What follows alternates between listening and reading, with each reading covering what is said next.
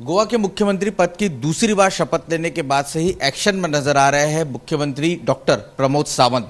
पहली जो कैबिनेट हुई उसमें ही मैनिफेस्टो को लागू करते हुए जो है वो सरकार दिख रही है। बात करने के लिए मुख्यमंत्री साहब है। सर, ये बताइए, पहली कैबिनेट में आपने जो वादे किए थे जनता से उनको पूरा करना शुरू कर दिया।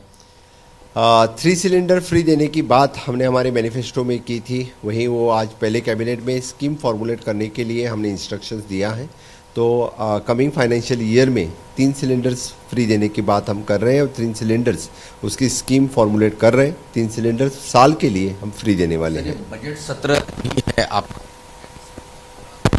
किया जाएगा सरकार सरकार की तरफ से तो पूरा बजट पेश किया जाएगा, लेकिन पूरा बजट तो पास नहीं कर सकते। वोट ऑन अकाउंट्स 5 महीने के लिए हम ले रहे हैं। तो फर्स्ट विल टेक 5 महीने का वोट ऑन अकाउंट लेंगे। लेकिन सर, सबसे बड़ा, क्योंकि इस दौरान सबसे बड़ी जो चुनौती है वो पेट्रोल के दाम, डीजल के दाम लगातार बढ़े हुए। लगातार कांग्रेस आप लोगों को इस मुद्दे पर घेरती रही है और गोवा में वैसे पेट्रोल और डीजल की कीमतें कम है। क्या आपको लगता है कि इस बजट के दौरान कुछ राहत यहाँ के लोगों को सरकार देने की तैयारी में है? Comparison with the other states मुझे लगता है कि कांग्रेस घेर रही है तो कांग्रेस की सरकार महाराष्ट्र में है, तो उन्होंने वहाँ भी पहले करके दिखाना चाहिए।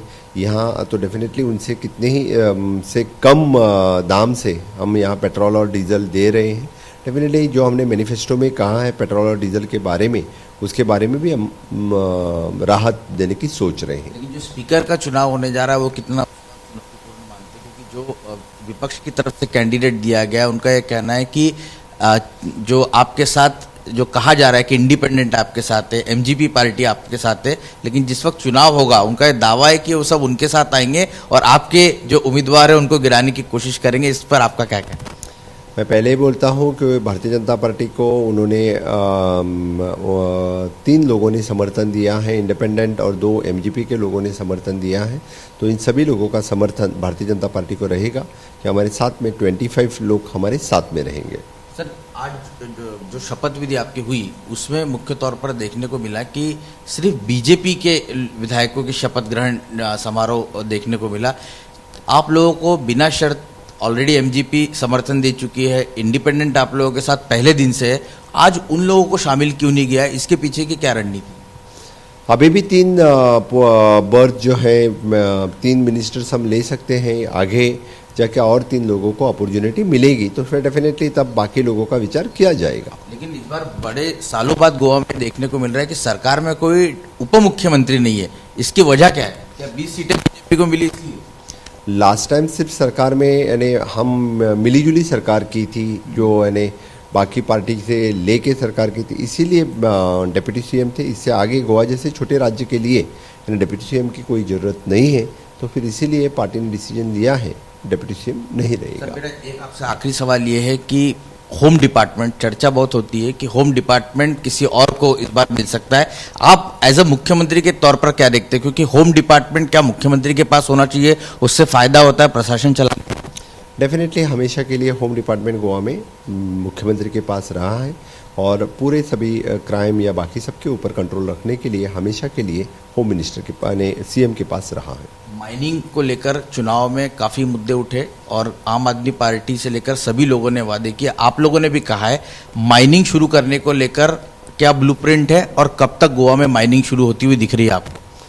माइनिंग स्टार्ट करने के लिए हमने माइनिंग कॉरपोरेशन फॉर्म किया है, डंप पॉलिसी तैयार की है। तो डेफिनेटली मुझे विश्वास है कि इस 5 साल में हम माइनिंग अच्छी तरह से स्टार्ट कर सकेंगे। माइनिंग जो लीजिस ऑक्शन करने हैं वो लीजिस ऑक्शन करेंगे, डंप पॉलिसी के अंतर्गत डंप ऑक्शन करने हैं वो भी डंप ऑक्शन करेंगे और फिर से एक बार माइनिंग जो वो रीस्टार्ट करना है वो रीस्टार्ट हो जाएगा। लेकिन सर, सबसे बड़ा क्योंकि माइनिंग बंदी इसलिए हुई कि यहाँ के जो एनवायरमेंटलिस्ट थे उन्होंने आवाज़ उठाया। उस वक्त मनोहर पर्रिकर साहब भी उनके साथ खड़े हुए, गोवा का नुकसान होता है, इस तरह की बातें सामने निकल कर आई। ऐसे में कॉरपोरेशन बनाकर क्या ये सही तरीके से सुचारू रूप से शुरू हो पाएगी?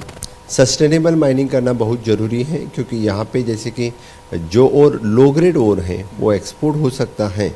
तो फिर मुझे लगता है कि यहाँ पे एम्प्लॉयमेंट जनरेशन के लिए माइनिंग स्टार्ट करना जरूरी है और इसीलिए मुझे लगता है कि सरकार की प्रायोरिटी रहेगी माइनिंग स्टार्ट करने के लिए। ताउते तूफान के बाद बहुत शानदार काम किया कि गोवा में अंडरग्राउंड, इसकी वजह से काफ़ी नुकसान आपको भी कई बार जाकर फिर वो कई लोग जो है वो अंधेरे में रहना। आपको लगता है कि सरकार की प्रायोरिटी रहेगी अंडरग्राउंड केबलिंग हो सके जल्द से जल्द?